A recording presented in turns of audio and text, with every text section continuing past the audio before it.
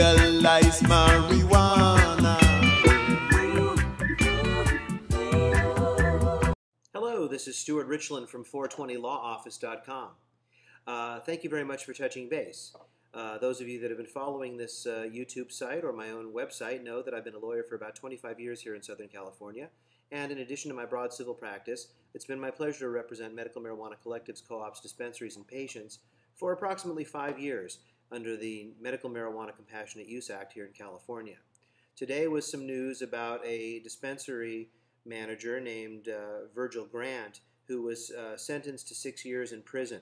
Of course, that's unfortunate, and I stand with any medical marijuana patient. However, it is remarkable that the federal court judge stated that his opinion was that Grant was trying to use state laws governing medical marijuana to shield him from federal drug laws, and that, quote, Grant's interpretation of California's Attorney General's guidelines on the distribution of medical marijuana, if he ever consulted it, was incorrect and an unrealistic view. It's interesting that the federal judge interpreted and applied the California Attorney General's guidelines. It would tend to show that if a collective does perfectly follow medical marijuana law in the state of California and does follow the Attorney General's guidelines, then one would presumably not be targeted by the federal government and its enforcement and its policy, which, as announced by President Obama, is to make medical marijuana the lowest priority for enforcement for those individuals in the states that allow for medical marijuana and presumably who follow the law perfectly in those states.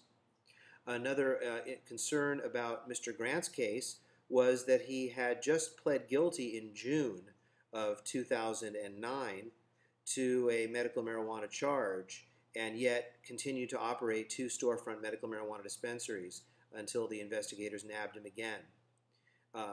He did this during the pendency of his jail bond, which was remanded, leaving him in custody until today's sentencing hearing.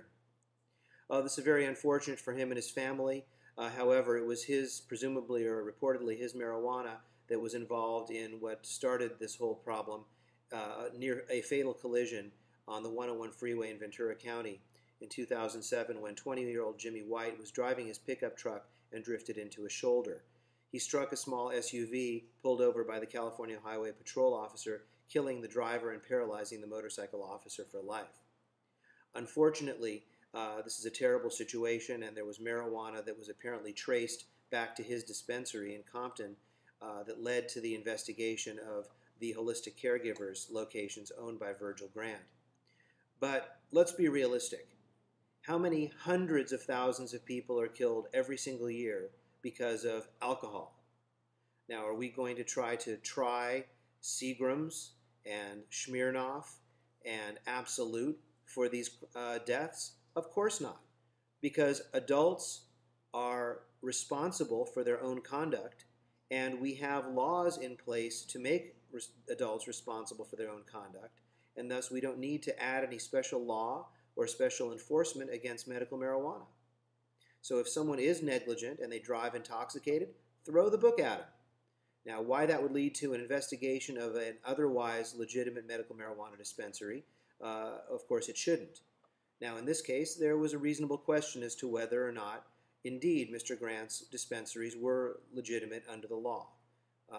He did not come to me for an analysis as an expert witness, but if I had been hired as an expert witness, I would have reviewed the following things to determine if Mr. Grant's collective was indeed compliant.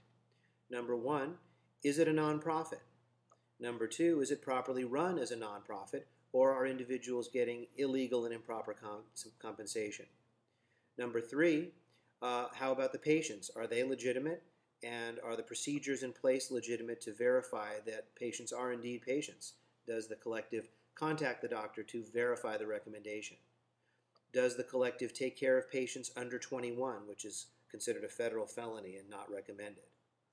And then, does the collective have excessive amounts of cash or cannabis, and are they indeed profiteering?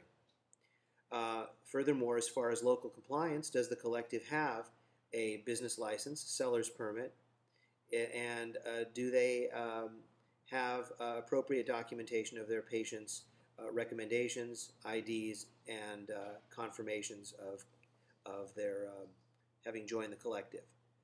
These are some of the elements that we would look at in analyzing the collective's compliance.